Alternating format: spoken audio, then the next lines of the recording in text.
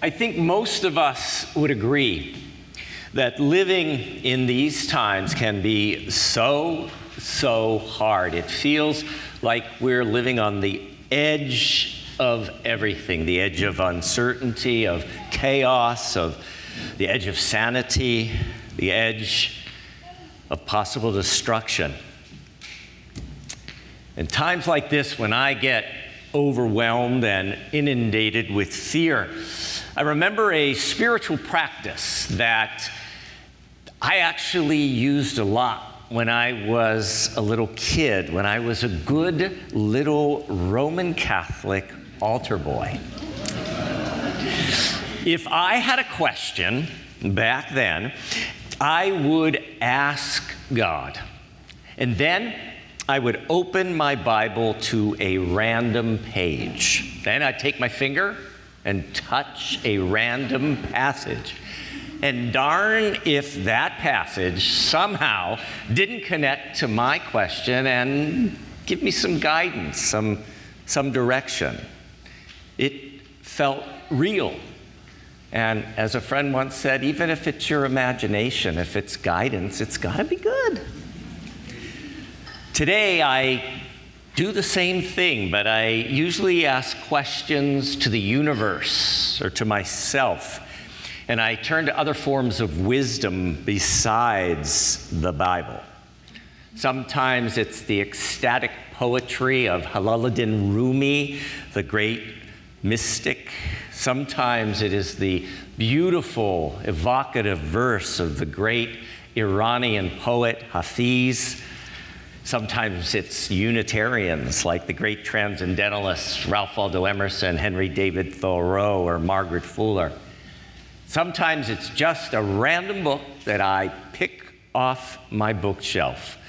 Poetry from Carmen Tafoya, Ada Limon, or Maya Angelou. But, true confessions, most of the time, I turn to the poems of Mary Oliver. I did this earlier this month as I was thinking and planning about this sermon and thinking about everything that we are living through, personally, nationally, internationally. Too much. So I asked, not believing Mary Oliver could truly hear me since she died in 2019, but I asked, Mary Oliver, what guidance do you have for me, for us, for this moment in time? I reached randomly for one of my 21 books of Mary Oliver poems. By chance, I picked up her 2008 anthology entitled Red Bird, published by Beacon Press, the Unitarian Universalist printing press. And then I opened that book to a random page. It happened to be page 37. And allowing her to speak beyond the grave to me, to us, I read aloud the following words. Instructions for living a life. Pay attention. Be astonished. Tell about it.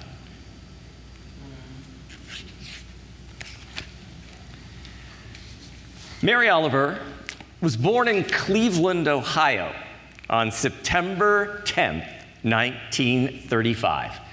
She passed into the mysteries of death at age 83 in mid-January of 2019. In between her birth and her death, she published over 25 volumes of verse and prose. She won a Pulitzer Prize and fell deeply in love and shared 5 decades with her life partner, photographer Molly Malone Cook, who was the first woman to open a photographic gallery on the East Coast. Mary Oliver spent most of her life as a poet living at the tip of Cape Cod, Massachusetts, amidst the sand dunes and seagulls and surf and the forested ponds of Provincetown, a small Portuguese fishing village, and a haven for artists of all types and the LGBTQIA+ community. Mary Oliver was an intensely private person and never lost that Midwestern sense of practiced politeness, chronic humility, and emotional warmth, yet remoteness. Mary Oliver's method of writing a poem was experiential, not cerebral. You should never write sitting down, she would say. Be on a chair. And never be on a chair, she would say, and never, ever write on a computer.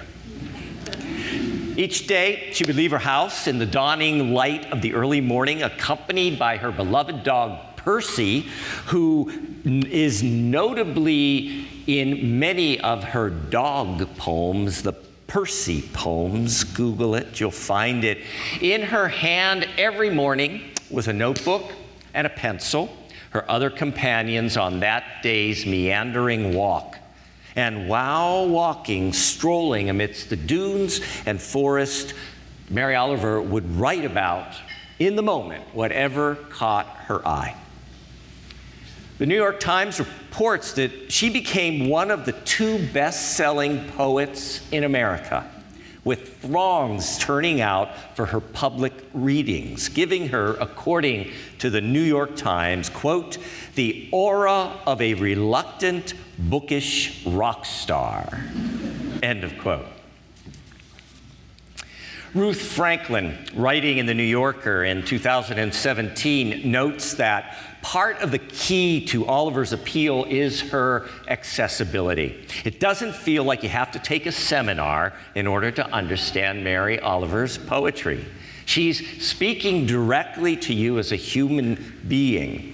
She writes in a conversational style, but an equal part of her power is that she offers her readers a spiritual release that they might not have realized they were looking for. She tends to use nature as a springboard to the sacred, which is at the beating heart of her work.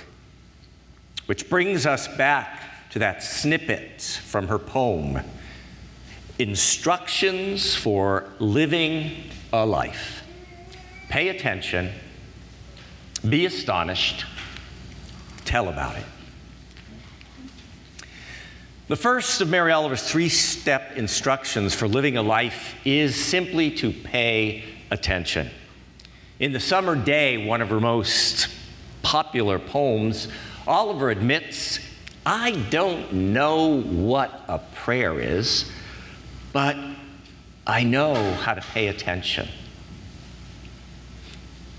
In another poem, she writes, this is the first, the wildest, and the wisest thing I know, that the soul exists and is built entirely out of attentiveness. Pay attention. This is our endless and proper work. Oliver's practice of observation requires us to do more than look. She wants us to open up to stimulation from all our senses, seeing, hearing, tasting, smelling, even touching the world around us. Paying attention is a full body and mind experience.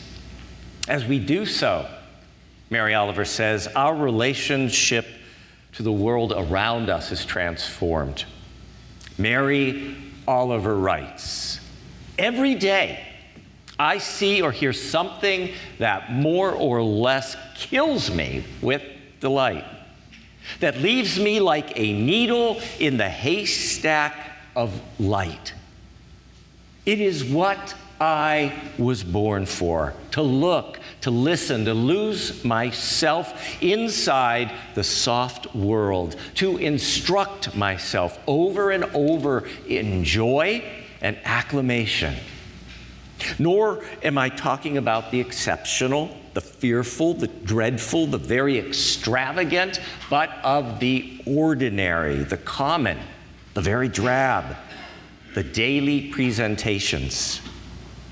Oh, good scholar, Mary Oliver says, I say to myself, how can you help but grow wise with teachings such as these? The untrimmable light of the world, the ocean's shine, the prayers that are made out of grass. I'm going to just...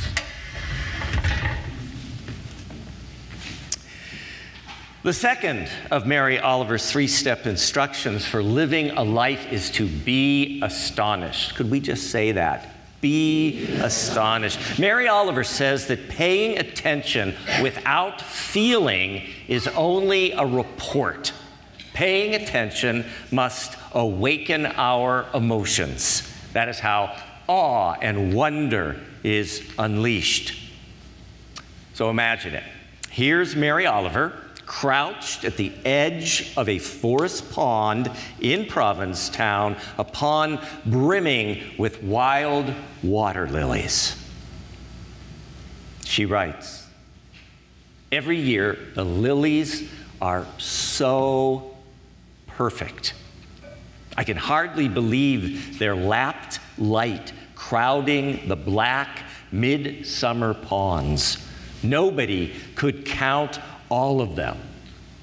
The muskrats swimming among the pads and the grasses can reach out their muscular arms and touch only so many. They are that rife and wild. But what in the world is perfect? I bend closer and see how this one is clearly lopsided, and that one wears an orange blight, and this one is a glossy cheek half nibbled away, and that one is a slumped purse full of its own unstoppable decay. Still, what I want in my life is to be willing to be dazzled, to cast aside the weight of facts, and maybe even to float a little above this difficult world. I want to believe I'm looking into the white fire of a great mystery. I want to believe that the imperfections are nothing, that the light is everything, and it is more than the sum of each flawed blossom rising and fading.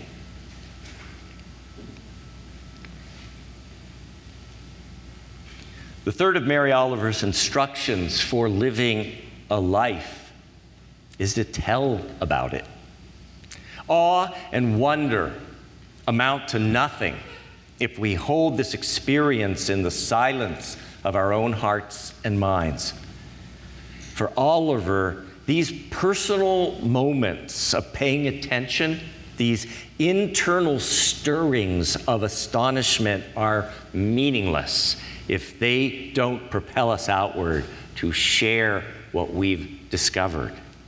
At our core, we are all storytellers. We are storytellers who yearn to be heard. We are storytellers who yearn for connection to other stories. For Mary Oliver, life isn't simply what we intensely experience when we are alone. The fullness of life is found when we connect with others, when we share our observations and listen to the experiences of others. That is why Mary Oliver didn't simply tell her stories through poems on a page, as important and lasting as that is. She also went out and personally shared her stories with those who gathered in person, in community. Mary Oliver knew that the spiritual journey is not a path that we walk alone. We need companions on the journey. We need a community to return to again and again. And perhaps that is part of what Mary Oliver meant when she wrote, "Whoever you are, no matter how lonely, the world offers itself to your imagination, calls to you like the wild geese, harsh and exciting, over and over, announcing your place in the family of things."